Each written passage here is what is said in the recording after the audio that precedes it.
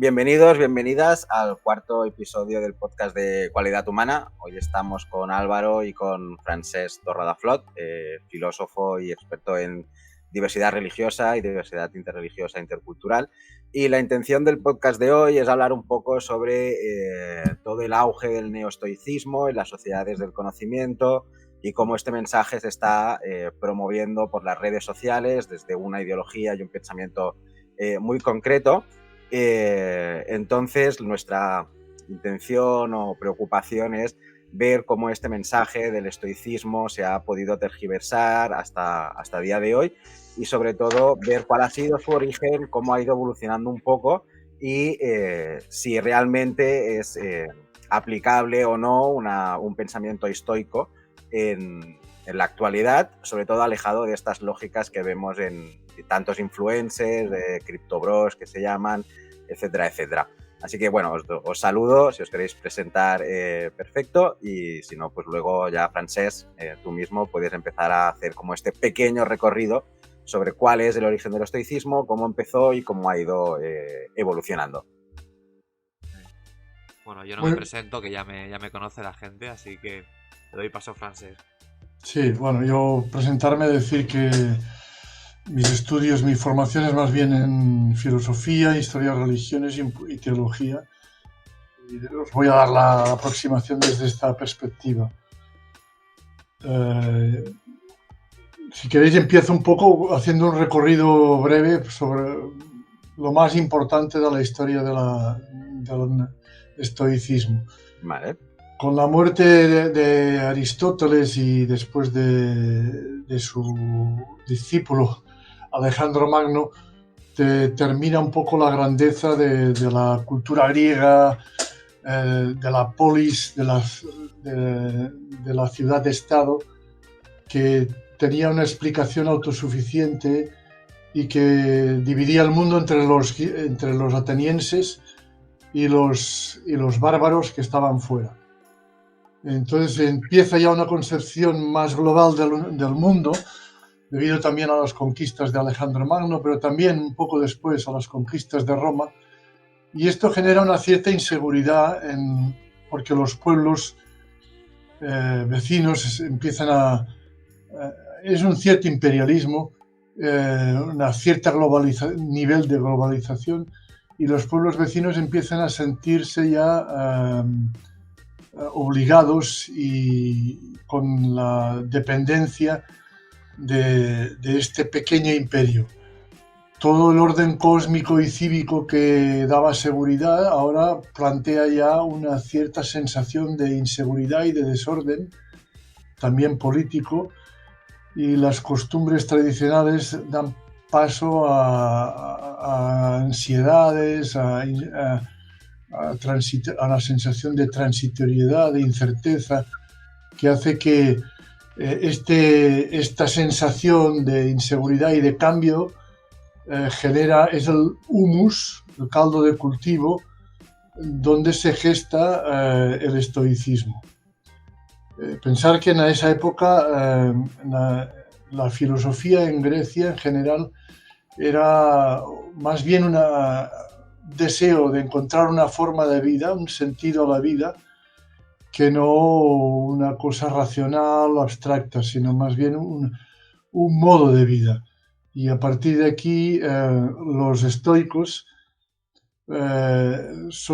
nacen históricamente con la figura de Zenón de Citio. Citio es una ciudad de Chipre, que este hombre, Zenón de Citio, había él sido iniciado a su vez en las escuelas, en la academia de Platón, y es un poco hijo o heredero de Aristóteles, de Sócrates y de Platón.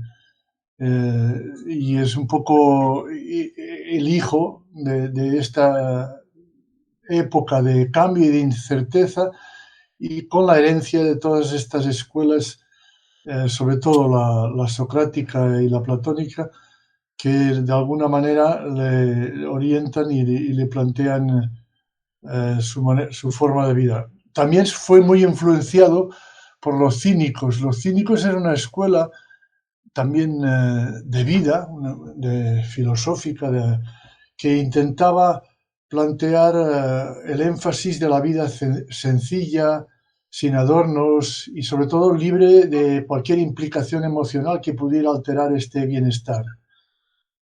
También fue influenciado él por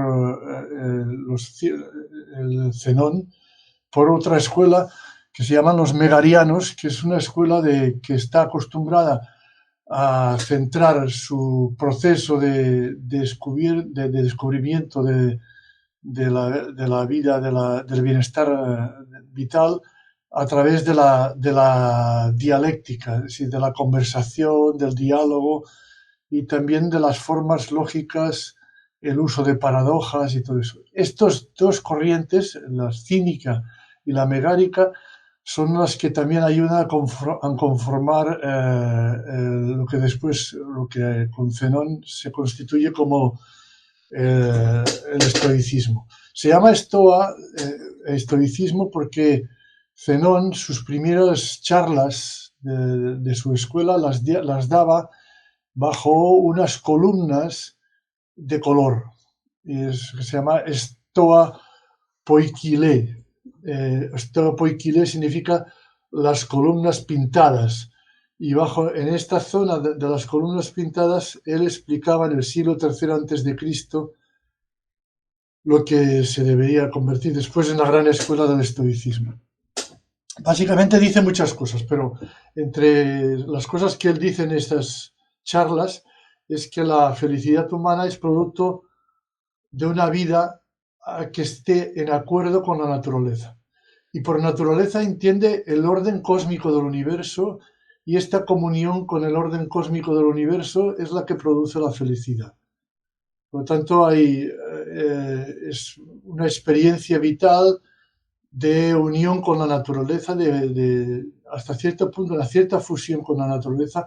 El ser humano es parte de esta naturaleza y como parte de la naturaleza tiene las mismas características de esta naturaleza, que es una naturaleza armónica, en orden, que produce una estabilidad.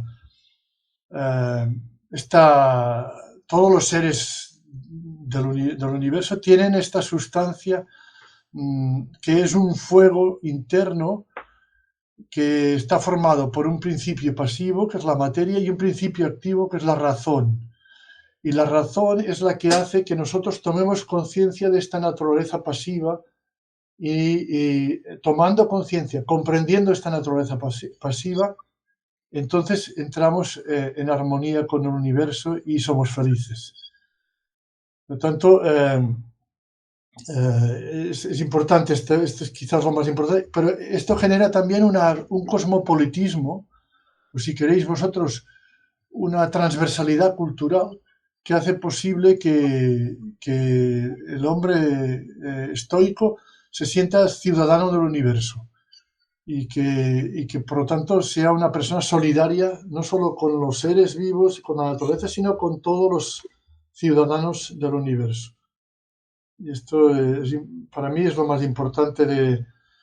Lo que pasa es que es curioso porque esta universalidad pasa también por la experiencia de que dentro del ser humano, y esto lo veremos más adelante, con otros estoicos, como por ejemplo Marco Aurelio o Epícteto o incluso Séneca, el ser humano esta comunión con la naturaleza la vive a través de su interior, a través de un viaje hacia el conocimiento de sí mismo, como el oráculo de Delfos, conócete a ti mismo, que se descubre a través de la meditación, del silencio, de la austeridad, de la ascesis, de la lucha interior, más que de la lucha contra los elementos exteriores.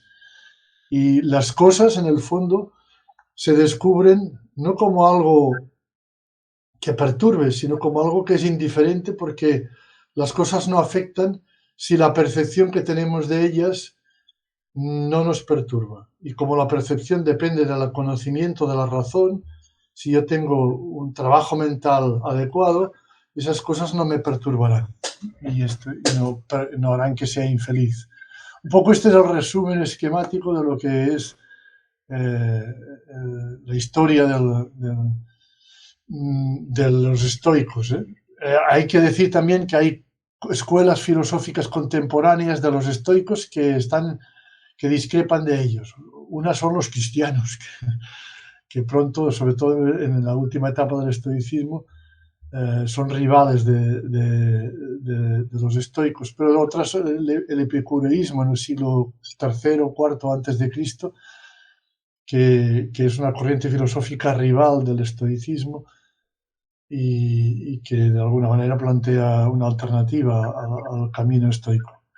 Pero los estoicos están muy influenciados también por Heráclito y por el cambio continuo y por la filosofía de que la realidad es dinámica y que no es estática.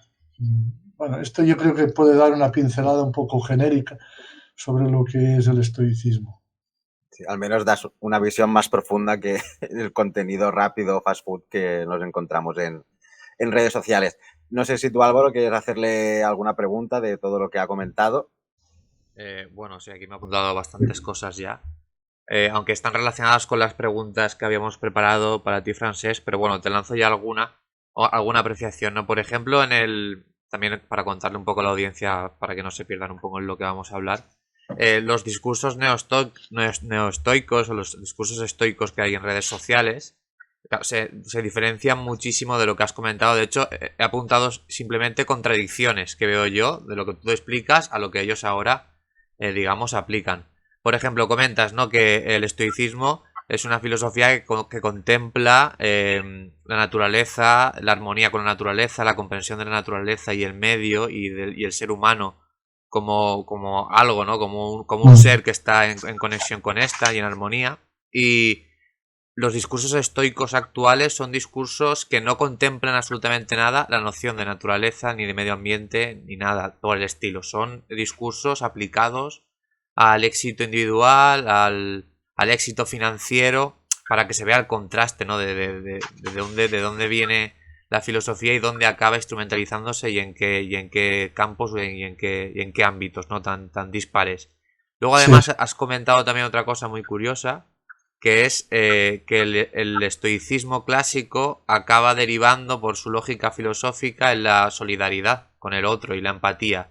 Sin embargo, estos discursos son todo lo contrario, son discursos que abogan por una filosofía de vida competitiva, agresiva frente al otro y que defiende un poco la competencia y la primacia del más fuerte, ¿no? Del más estoico, pero porque es el más fuerte y el que tiene un yo o una identidad individual más forjada y se puede anteponer sobre el otro. Todo esto aplicado, pues bueno, al éxito en el mercado, en el trabajo, el esfuerzo en el trabajo, etcétera. Y además, la tercera, ya si quieres comentar algo, o si no ya, pues bueno, José puede pasar con la pregunta, etcétera. Es que has comentado también que los estoicos forjan una filosofía también enfocada a no verse perturbados por el entorno, por las cosas externas. Sin embargo, estos discursos, esta gente en redes sociales, están bastante preocupados por el entorno político y social de su alrededor. Por eso, ellos además argumentan que forjan una personalidad estoica para protegerse del entorno, que bueno, la mayoría de discursos son discursos conservadores, discursos de derechas y están muy ligados a protegerse o combatir los discursos más progresistas en la sociedad. También me ha parecido una incongruencia, ¿no? Está en contraposición con el contexto en general social. Y nada más, simplemente esos apuntes que me han parecido muy interesantes. Si no llegas a explicarlo todo tan profundamente, no habría caído en ellos, la verdad. Sí, sí. Comentar simplemente lo que decías tú, por ejemplo, la insistencia que ellos hacen con lo que ellos llaman el conjunto. Os voy a leer un texto muy breve de Marco Aurelio, porque es lo que nos puede dar un poco de idea de cómo existen átomos en la naturaleza. Admítase de entrada que soy parte del conjunto universal que gobierna la naturaleza. Luego, que tengo cierto parentesco con las partes que son de mi mismo género.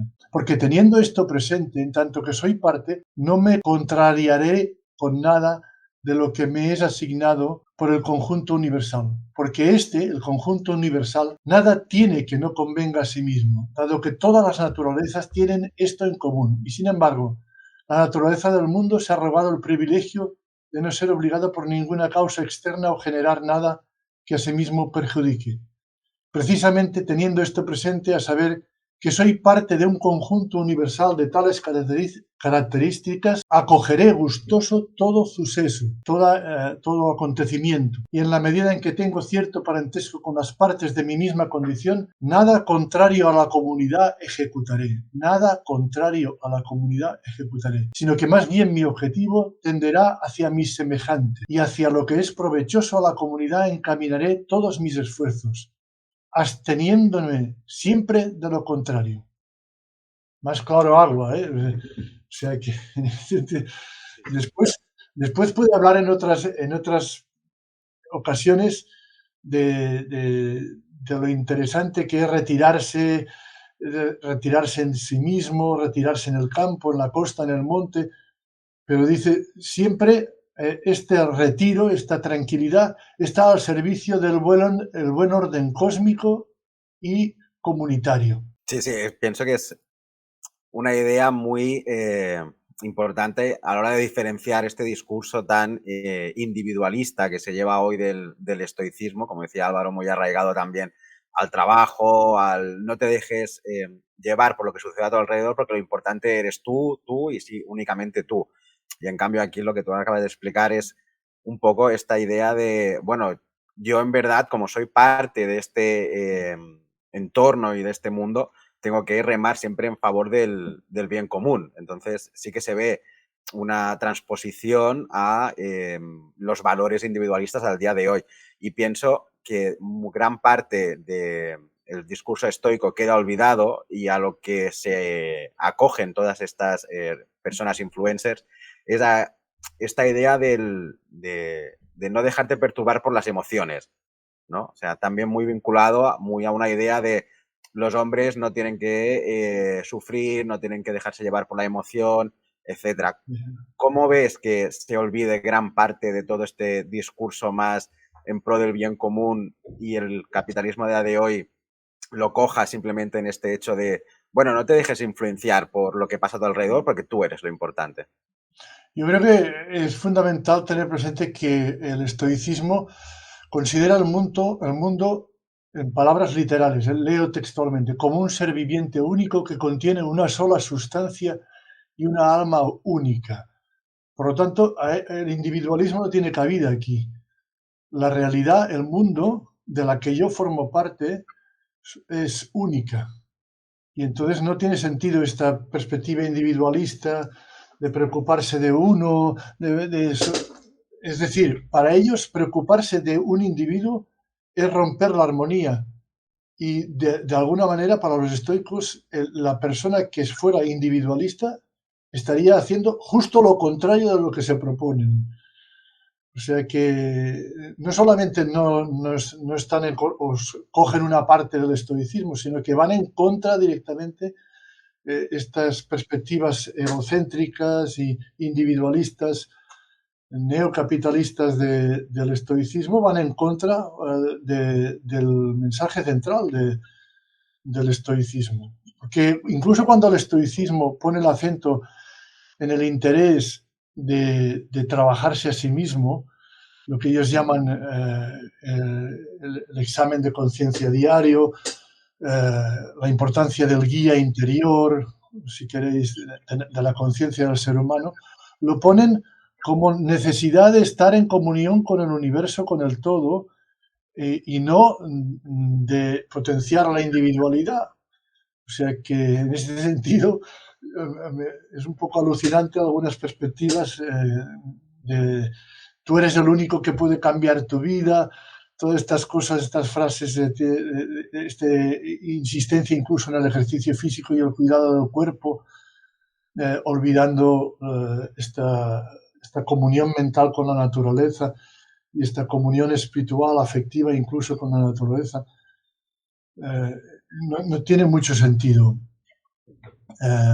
Ellos proponen, porque esta obsesión por el cuerpo, por ejemplo, y esta esclavitud del cuerpo y del dinero incluso, ellos a esto lo considerarían una esclavitud. Esto. porque ellos solo obedecen, dicen literalmente, obedecer al Dios de la libertad, más allá del deseo, el deseo de algo exterior. O sea que el dinero o incluso la imagen corporal externa es un tema. Ellos insisten más en la necesidad de estar concentrado en sí mismo y si como mucho no dejar ir a los deseos, dicen, leo también textualmente, no dejar ir a los deseos hasta los extremos, sino que debemos permitirles ir a los aledaños, ya que no consienten en dejarse recluir del todo. Es decir, no dicen destruir el deseo, no, ellos reconocen la naturaleza humana que tiene el deseo, pero este deseo no puede esclavizar, no puede someter al individuo que está en comunión con el universo. No puede. Por eso la importancia del conjunto siempre es superior a la importancia del individuo o interés particular. El individuo solo es interesante cuando se trata de activar la razón, que es la parte de la naturaleza que consigue tomar conciencia de esta comunión universal. Pero si no, no tiene ningún interés el individuo. Por eso a veces ellos hablan, en algún momento puede parecer que el estoico es un hombre ascético o una mujer ascética, indiferente a las cosas. Sí, es indiferente a las cosas porque las cosas solo le dan la felicidad si son percibidas no como algo que está al servicio de un individuo, sino como algo que está en comunión con el individuo. Por eso el sabio no es, como presentan a veces algunos de influencers, la suma del trabajo, éxito, prestigio y la salud. No, el sabio es el médico que consigue superar la enfermedad de la mente, que es la que genera los males del ser humano, porque esta enfermedad de la mente es la que nos hace percibirnos como separados de la armonía universal, de la armonía con el universo, con la naturaleza, con el cosmos. Y por eso hay que trabajar la mente. Y la mente el trabajo mental se convierte en un médico de esta enfermedad, que es la separación, la escisión, la ruptura de esta comunión armónica con el universo. Pero no se trata de tener trabajo, prestigio, porque esto, el éxito y el prestigio, si no contempla la armonía con todos los seres humanos, con la naturaleza, si hay algún ser humano que esté sufriendo, ya no puedes percibir esta armonía. No la puedes percibir, a no ser que hagas un trabajo mental que sea capaz de ver la armonía más allá del sufrimiento. Pues muy interesante, sobre todo, porque muchos de los discursos que se mueven en redes hay como esta idea de la autorresponsabilidad individual, ¿no? De, bueno, si sufres es porque tú estás sufriendo y porque tú te dejas sufrir. Por lo tanto, tienes que aislarte de todo el entorno. Y en este sentido, tú apelas un poco más también a esta idea de un cuidado colectivo a partir del estoicismo. Sí, sí, sí. Los estoicos separan aquello que yo puedo controlar de aquello que no puedo controlar. Pero cuando hay lo que yo puedo controlar, yo tengo que comprometerme en hacerlo y en trabajarlo, en cambiarlo, en mejorarlo, transformarlo en la medida en que yo lo puedo controlar. Por lo tanto, yo tengo que hacer todo lo que está en mis manos hacer. Pero después, lo que no puedo controlar es justamente ese espacio de serenidad, de paz, de comunión con el universo que hace que yo no sea solamente mi mente individual, sino que sea una mente universal capaz de entender que la causalidad de la materia, todas las concatenaciones de los elementos de la naturaleza, que son muy complejas a veces y que no puedo controlar, tienen un sentido, tienen una coherencia, lo que ellos llaman armonía. Algunos después se dirán bien, pero que esta coherencia yo no la puedo conocer del todo con la razón de momento, pero que mi razón es un instrumento que sí está en mi posibilidad, en mi campo de posibilidad, en mi margen de actuación, y que tengo que, en ese sentido, desarrollar y trabajar, pero que siempre está en proceso, porque es la relación de la razón con la naturaleza es una relación de la parte con el todo, y por tanto la parte siempre tiende al todo, pero nunca llega del todo al todo.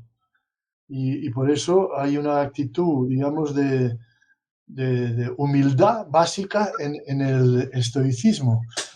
La humildad de reconocer que el ser humano es como es y está limitado, pero que tiene una tendencia a la infinitud porque es parte de la naturaleza, es parte ontológica de la naturaleza, y como está en comunión con la naturaleza, siempre tenderá con su razón, a conocer, a experimentar esa naturaleza en plenitud. Y eso es,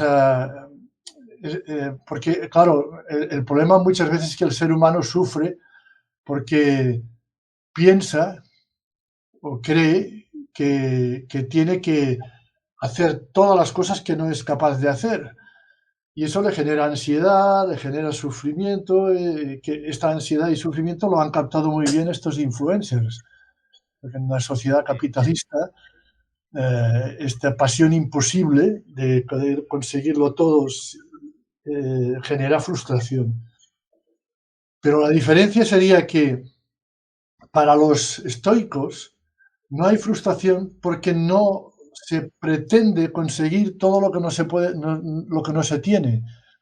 El estoico es el que sabe distinguir aquello que puede conseguir de lo que no puede conseguir.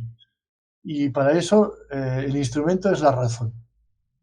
Y entonces el estoico diría muchas cosas que se pretenden ahora conseguir para ser rico, para ser feliz. La riqueza, por ejemplo, para ser feliz, igual no son posibles.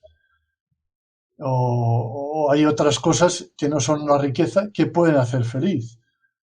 Y esa capacidad de no ser feliz sin la riqueza, o de ser feliz sin la riqueza, es la que da la sensación de libertad a veces, y de no sumisión al consumo, a los bienes del consumo, al dinero, a las propiedades, esa inmensa potencialidad que tiene el ser humano, la tiene aunque no consiga todos esos bienes de consumo. Sí, es verdad, muy interesante lo que has comentado. De hecho, me viene a la cabeza también, por poner en contexto, creo que un elemento fundamental para entender cómo acaban instrumentalizando este estoicismo, ¿no? Clásico.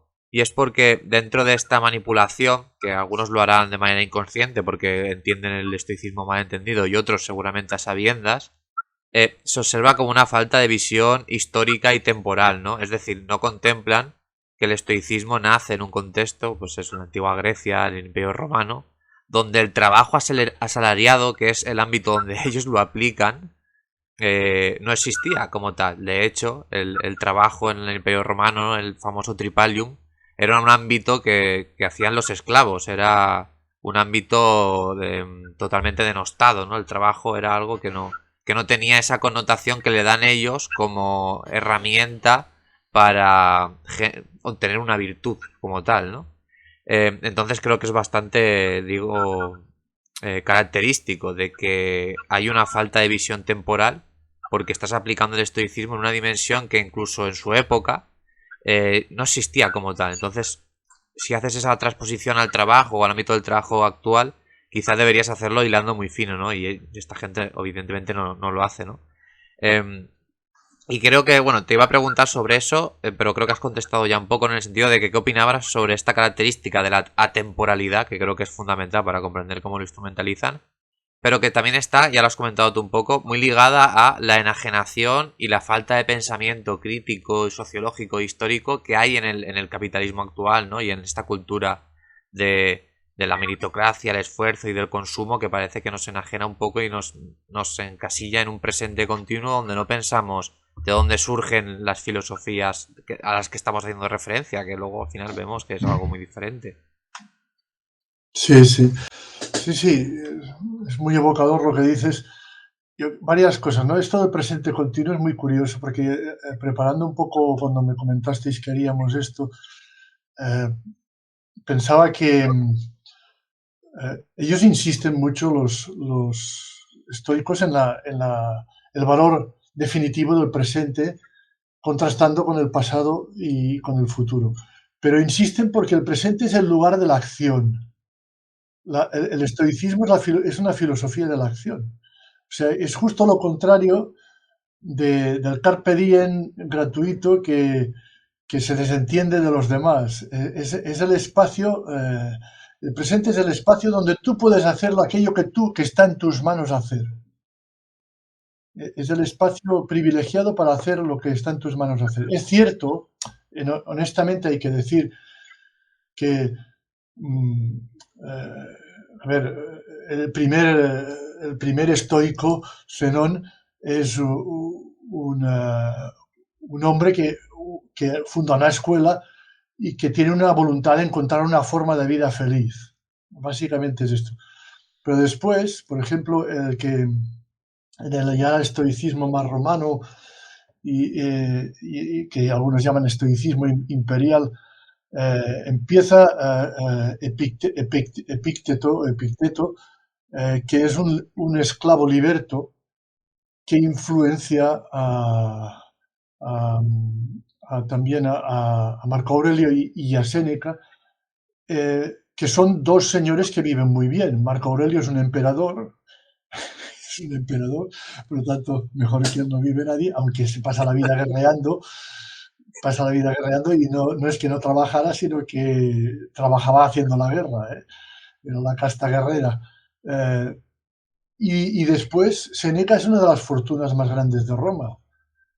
O sea que estos señores, pero lo interesante de los dos, lo interesante es que la trayectoria es esta.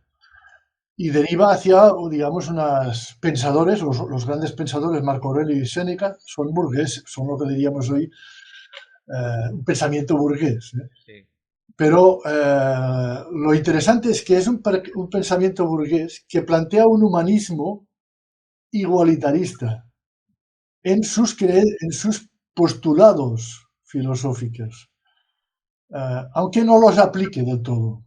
No los aplica del todo, porque, por ejemplo, yo que sé, Marco Aurelio hizo la guerra y cuando él, en principio, en muchos textos habla de que hay que respetar a los enemigos, no enfadarse con los enemigos, no odiar a los enemigos, porque para ser feliz no puedes odiar a los enemigos. Aquí lo que dice es muy interesante y lo que hace no tanto. Hay una separación entre lo que dice y lo que hace. Pero el modelo, la propuesta de vida que plantea, sí que es interesante y es universal y todavía no ha sido del todo aplicada.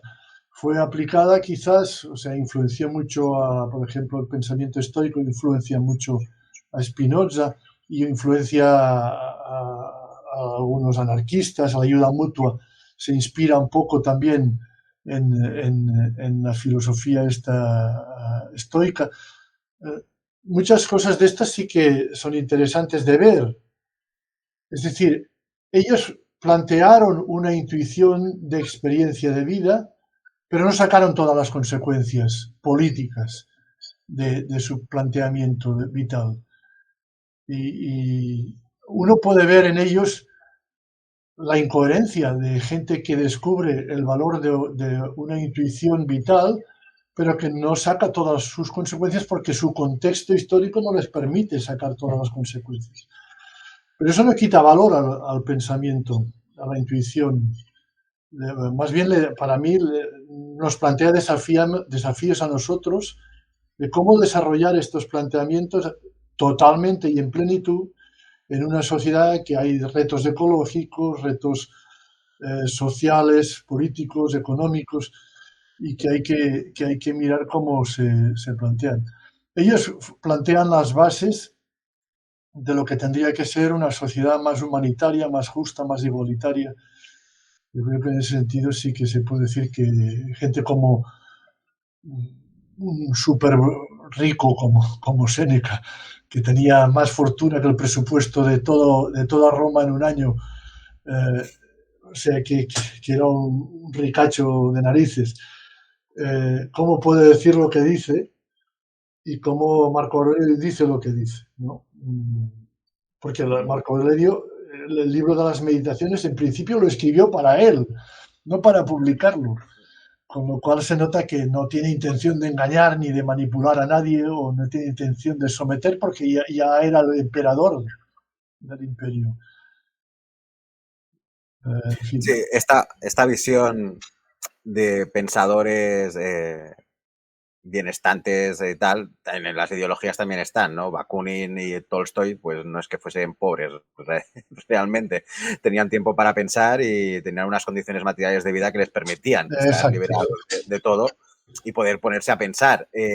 Fueron más prácticos o más coherentes con lo que promulgaban también, sí, pero incluso Bakunin tiene sus propias contradicciones de ayuda mutua y luego realizaba una crítica muy feroz a todo el pueblo judío también, era bastante antisemita en ese aspecto.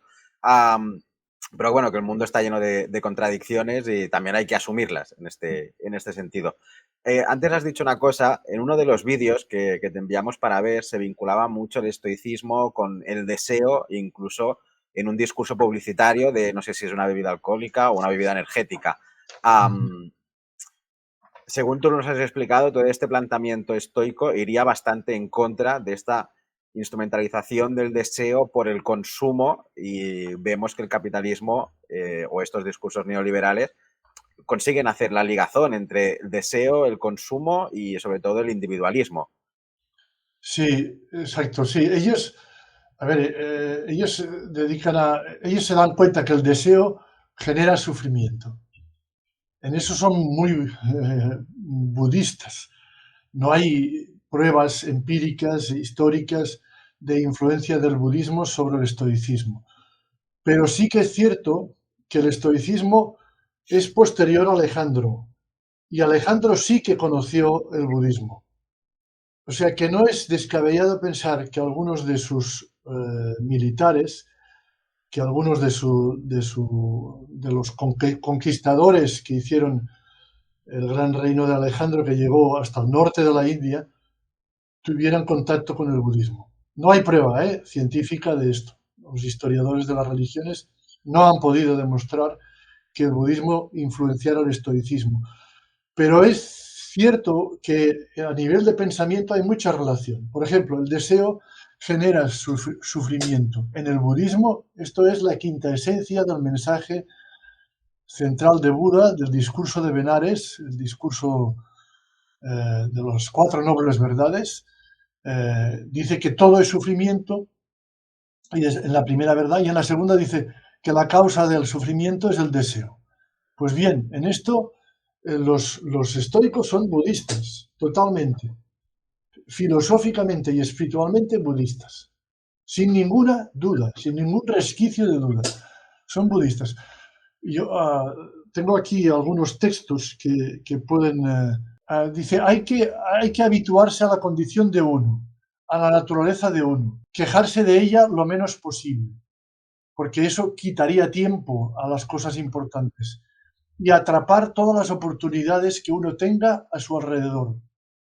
No hay nada tan amargo que no encuentre en ello algún consuelo, es decir, usa la razón para superar las dificultades. Pueden ablandarse las durezas, ensancharse las estrecheces y los pesares abrumar menos a quienes los soporta sabiamente.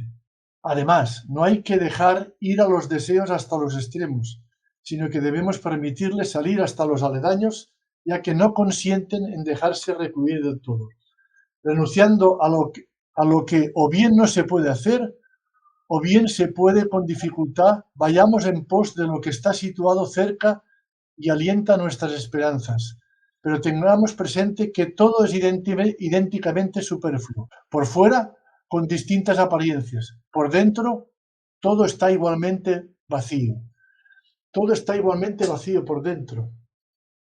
O sea que ninguna cosa que nos atraiga nos da la felicidad, nos genera sufrimiento. Y en ese sentido,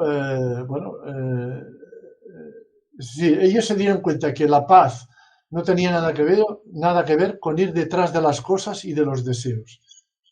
Esta obsesión por satisfacer los deseos, por ejemplo, cuando uno, ahora unas cosas típicas de la sociedad actual, ir detrás de los viajes, qué actuación teatral, qué espectáculo, qué experiencia nueva, qué comprar nuevo.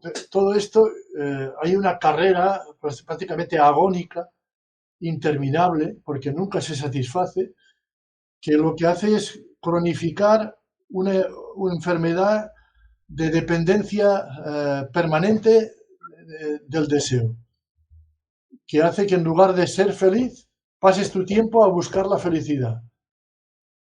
Y esto genera... Bueno, esto el capitalismo lo ha cogido muy bien, se ha dado cuenta que el deseo es un motor y bueno, intenta... Así como Buda dio un mecanismo para luchar contra el deseo, para combatir el deseo y que no genere sufrimiento, los estoicos lo primero que dicen para combatir el deseo es que hay que diferenciar aquello que está en mis manos de aquello que no está en mis manos conseguir. Este es el primer mecanismo. Pero para eso necesito la razón, el análisis crítico, agotar todos los recursos de la razón. Y eso ya lleva mucho tiempo.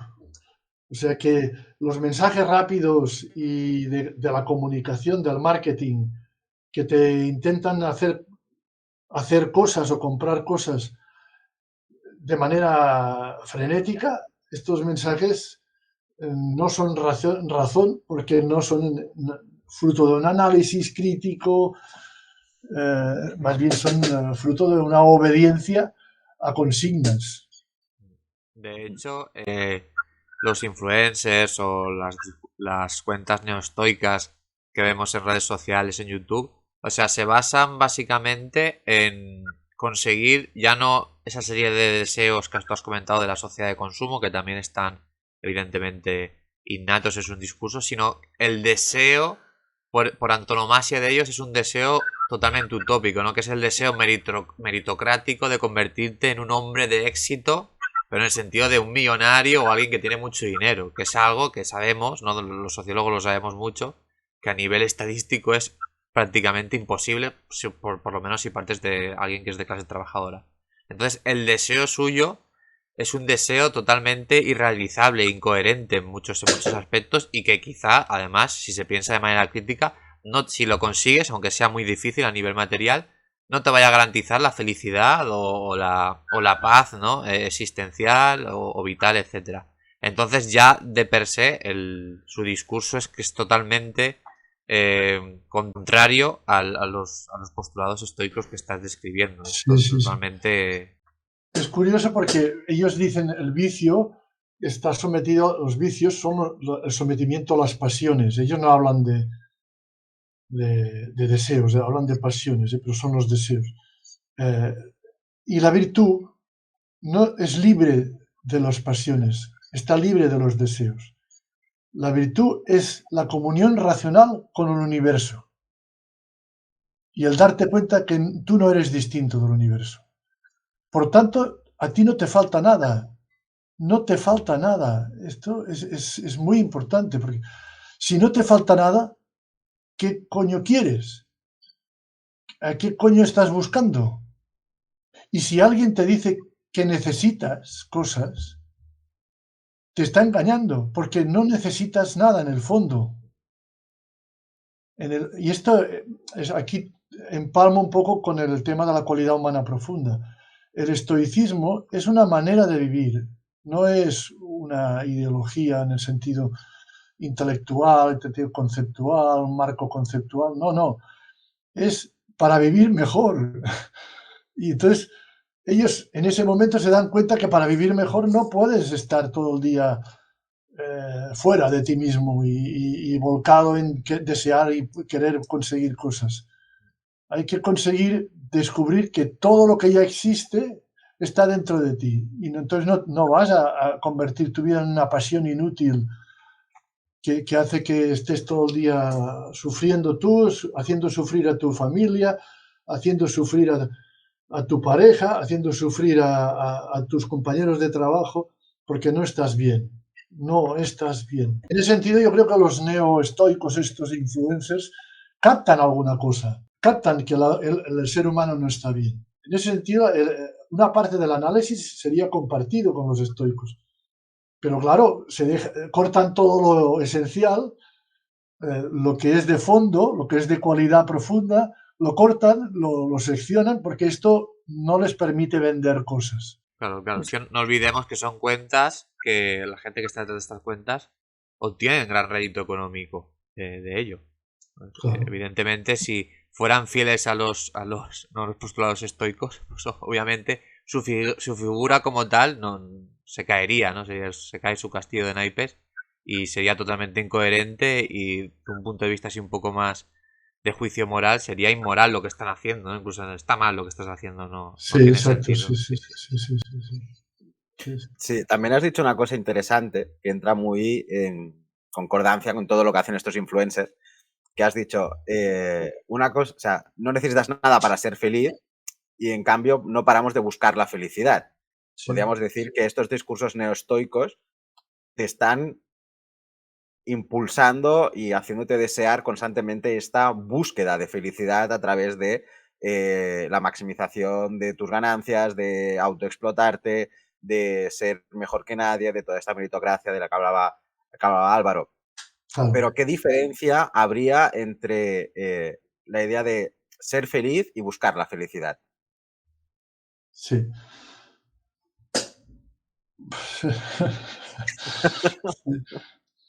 Yo creo que los estoicos buscaban la felicidad, pero al mismo tiempo se dieron cuenta que había que buscarla siendo feliz. O sea, que la felicidad, en el fondo, por ejemplo, ellos estaban en comunidad, eran escuelas. Y la dimensión comunitaria no solo la proponen cuando dicen que solo hay una realidad, la naturaleza, y que vivimos en comunión con ella, que eso ya es mucho, sino que después la practican, porque ellos viven en escuelas donde los que están más avanzados en el conocimiento lo comparten con los que menos, con métodos dialécticos, cuidado, ¿eh? Y después, porque esta búsqueda compartida se hace con la razón, pero se hace también con la introspección, el camino interior. Es decir, ellos, por ejemplo, proponen como un ejercicio personal, antes de irte a la cama, hacer un examen de conciencia, que después los cristianos lo toman en la Edad Media, esto se incorpora en el cristianismo. Pero un examen de conciencia no para sentirse culpable, como después será en el cristianismo, sino para ver, en el estoicismo es para ver cómo el fragmento, en este caso Marco Aurelio, Epicteto, forma parte del todo, el cosmos, el universo, para ver cómo, y cómo esto se ha ido produciendo a lo largo del día y cómo hay que tomar conciencia de eso. O sea, la búsqueda existe siempre, mientras tú eres un fragmento y no formas parte del todo. Pero la razón es el instrumento para cada vez estar más en comunión con el todo, para ser cada vez más. Pero lo bueno es que tú ya eres desde siempre feliz. O sea, que no es que te falte la felicidad, ya la tienes. Lo que pasa es que vives rodeado por ignorancia, por ilusión, en eso también son bastante budistas, que hacen que tú no seas consciente de lo que eres. Y eso es lo que te genera sufrimiento, te genera división, ruptura con el entorno, ruptura con la naturaleza, ruptura con los otros seres humanos, y eso es lo que te genera insatisfacción, que al mismo tiempo es una insatisfacción positiva, porque te estimula el conocimiento. La razón está estimulada por lo que te falta todavía a nivel de comunión con el universo. Y por eso la vida del ser humano es siempre un proceso. Y la muerte tampoco es dramática, porque una de las características del estoicismo es la integración de la muerte. uno de los ejercicios que hacían los estoicos es mentalmente visualizar tu propia muerte. Que después esto, la mística, la ascesis cristiana también lo incorpora. Tú ponerte solo a ti mismo en silencio y visualizar que te mueres, que te estás muriendo. ¿Y qué pasa? Y aquí te pones en plan chulo y dices, ¿y qué? Que me muero. No pasa nada que me muera. ¿Qué pasa? ¿Y me muero y qué? No pasa nada. Perder el miedo a la muerte. Porque el miedo o la aversión a la muerte es un deseo negativo. También es deseo. Deseo no morir. Y como deseo no morir, sufro. Entonces es importante hacer el ejercicio práctico de perder el miedo a la muerte. Y esto es un ejercicio práctico. Evidentemente al principio tú tienes miedo a la muerte. Esa es la búsqueda. Pero tu búsqueda, entonces, si haces el ejercicio, le pierdes el miedo a la muerte. Y el ideal del estoico es morir en paz, sin angustia y sin miedo. Nos quedan unos 6 minutos. No sé si tú, Álvaro, tienes alguna otra pregunta. Supongo que muchas, pero...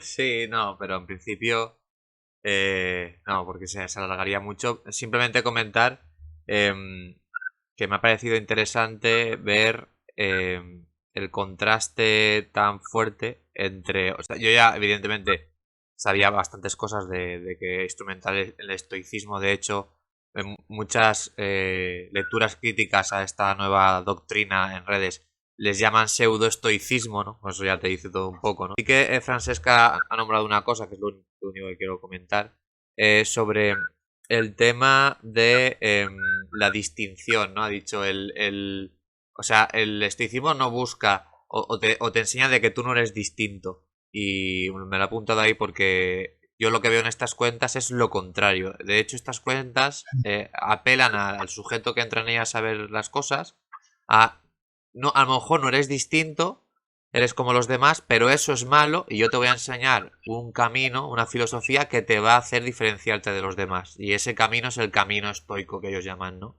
Te voy a cultivar de una manera, te voy a enseñar cómo cultivar tu identidad individual para diferenciarte de los demás. Y nada, es que son todo contradicciones lo que veo, gracias a que el francés lo está explicando. Pero esta me ha parecido como muy evidente porque es que literalmente lo que promueven o promulgan es lo contrario a lo que ha comentado, ¿no? Simplemente es lo último que quería decir.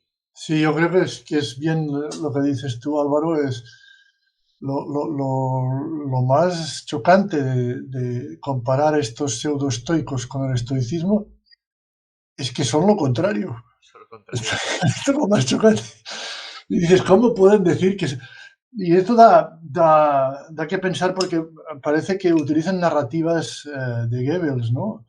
De decir, o sea, tú utilizas un término, le cambias el sentido, le pones justo el contrario y lo desactivas. Lo desactivas, justo lo desactivas. Claro, Y tiene algo de, para permitirme la expresión, porque yo también tengo formación teológica, tiene algo de diabólico esto, porque le da la vuelta. un poco así. Claro, por puntualizar lo que has comentado, ahí no lo hemos comentado antes, no hemos entrado, tampoco hacía falta, ¿no?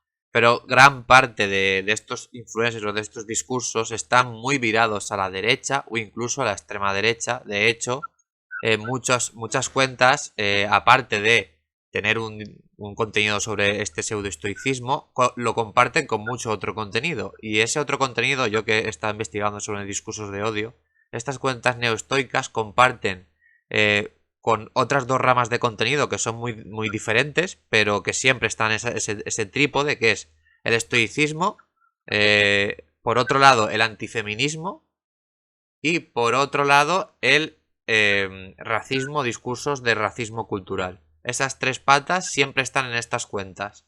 Sí, sí. El estoicismo sería la rama más... claro, es las tres patas de la extrema derecha clásica, ¿no? El estoicismo sería la rama más drástica, ultraliberal, pues bueno, sálvese quien pueda a nivel económico.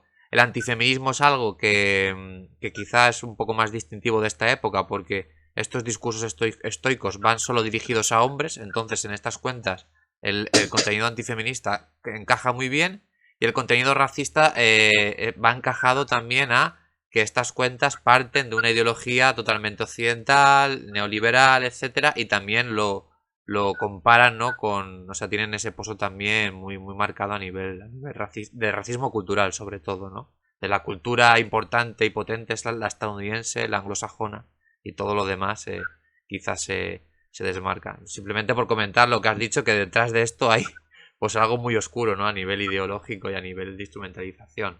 Sí, sí, sí, sí.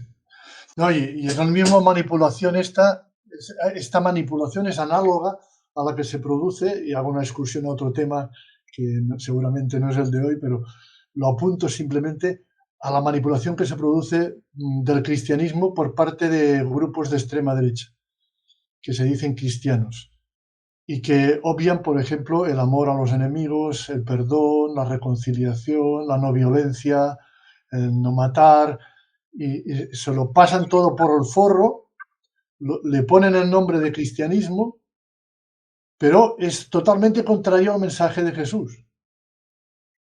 O sea, la misma manipulación del pseudoestoicismo con el estoicismo es la que se produce de los cristianos de extrema derecha en todo el mundo hoy en día para con el Evangelio. El Evangelio de Jesús no tiene nada que ver con estos cristianos de extrema derecha, pero esto se hace habitualmente, corrientemente, y se hace en iglesias, en grandes predicadores en iglesias, lo hacen cotidianamente, o se hace a través de líderes que se dicen teóricamente cristianos, ¿no? Como el señor Trump en compañía, y que justifican las guerras, o incluso el anterior a Trump, Biden, y justifican, y ellos se dicen cristianos, cada día se dicen cristianos, y no tienen nada de cristianos, porque el mensaje de Jesús no tiene nada que ver con esto. O bien el cristianismo ya no es el mensaje de Jesús, y entonces que se sigan llamando cristianos, o bien hacen lo mismo, la misma estrategia de Goebbels, de utilizar las palabras para darles otro contenido.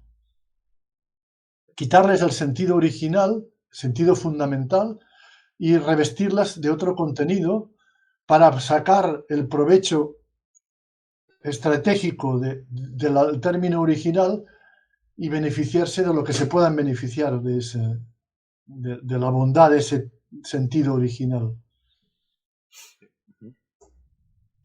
Vale, bueno, pienso que podíamos estar casi otra hora hablando, ya llevamos una hora. Pero bueno, ya que el tema es interesante, seguramente te volvamos a invitar a este podcast de Cualidad Humana, Francesc. Sí, ya seguiremos hablando de más estoicismo y más espiritualidad en el mundo de la ciencia y la tecnología y el mundo de la sociedad de conocimiento. Y nada, pues lo dejamos aquí. Seguramente si hay más preguntas, pues ya nos la pueden dejar en los comentarios y estas cosas. Y nada, esperamos poder volverte a invitar al podcast, Francesc. Yo encantado, gracias de haberme invitado, y siempre que sea de utilidad estaré con vosotros. Sí, sí, sí. Vale, pues nada, gracias. Adiós a todos.